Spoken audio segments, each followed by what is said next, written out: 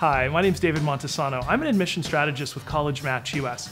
College Match US is the leading admission strategy company in the US, helping students and families gain admission to their favorite or their dream schools. Today we're going to talk about what it takes to get into colleges from the perspective not of the teenager who's applying, but the schools themselves. I think that's really where we have to start, don't you? So one of the things that we have to look at is what colleges really want from you. Now, one of the things that they don't tell you, or they're increasingly, maybe it's leaking out there and you're learning about, is that they don't really want well-rounded students. Now, everyone's well-rounded naturally. That's just something that we do. We do a lot of different things, and we may not kind of do them all super well in sort of that jack of trade, master of none sort of theory.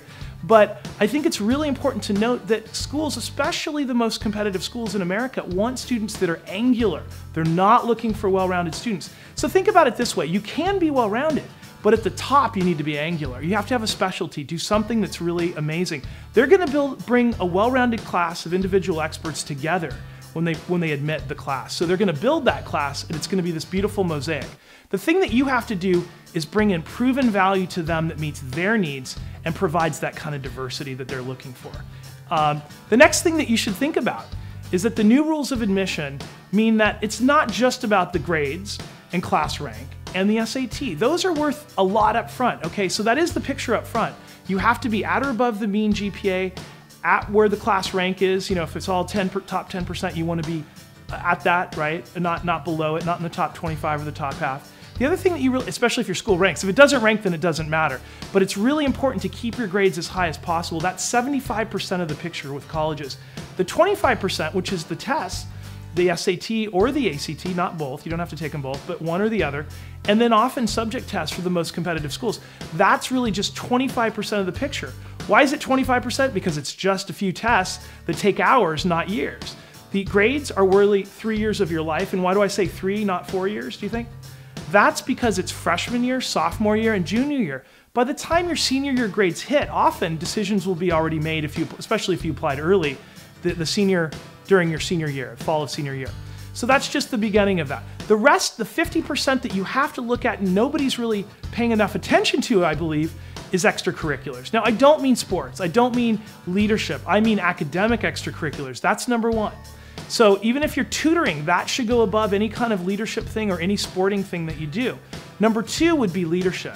And then dead last would be sports. So it's really important to know that.